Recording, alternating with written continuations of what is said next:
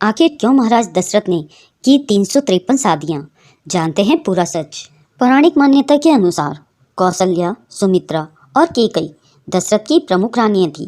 राजा ने बहुत ही प्रतिकूल और कठोर परिस्थितियों में 350 अन्य राजकुमारियों से विवाह किया। परशुराम भगवान विष्णु के शक्तिशाली अवतार हैं।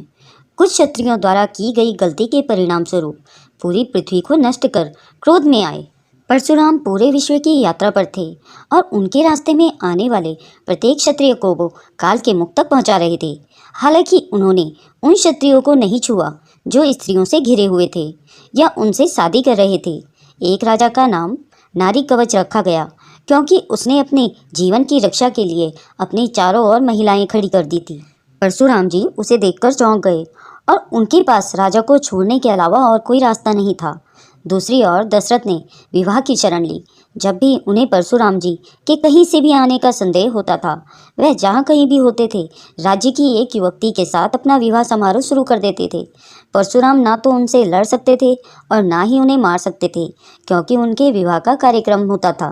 परशुराम अपने अभियान के दौरान 350 बार अयोध्या के आसपास निकले और दशरथ ने कई बार मौत को धोखा दिया। इस प्रकार 3 प्रमुख रानियों सहित 350 रानियां उनके पास आई। राजा दशरथ की 3 नहीं बल्कि 353 रानियां थीं। जब राम वनवास के लिए अपनी माताओं को अलविदा कहने जाते हैं तो राजा दशरथ की रानीवास में 350 और पत्नियां थीं। 3 पत्नियां कौशल्या, सुमित्रा और केकई थी। इस प्रकार कुल 53 रानियों का उल्लेख है। तो वाल्मीकि रामायण के श्लोकों से ज्ञात होता है कि महाराज दशरथ की कई रानियां थीं। इसके अलावा महर्षि वाल्मीकि लिखते हैं कि महाराज दशरथ अपनी 3 मुख्य पत्नियों कौशल्या, सुमित्रा और केकई को समान रूप से प्यार करते थे। लेकिन जब गोस्वामी तुलसीदास जी ने रामचरितमानस की रचना की तो उन्होंने महाराज दशरथ की इन 3 रानियों का ही वर्णन किया। इसके साथ ही उन्होंने यह भी बताया कि महाराज दशरथ अपनी 3 रानियों में केकई से सबसे अधिक प्रेम करते थे। हो सकता है कि महर्षि वाल्मीकि ने स्वयं रामायण में महाराज दशरथ की अन्य रानियों का विस्तार से वर्णन ना किया हो, इसलिए तुलसीदास जी ने उन्हें रामचरितमानस में शामिल नहीं किया।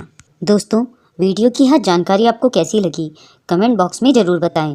वीडियो को लाइक और शेयर करें और हमारे चैनल को सब्सक्राइब करना ना भूलें।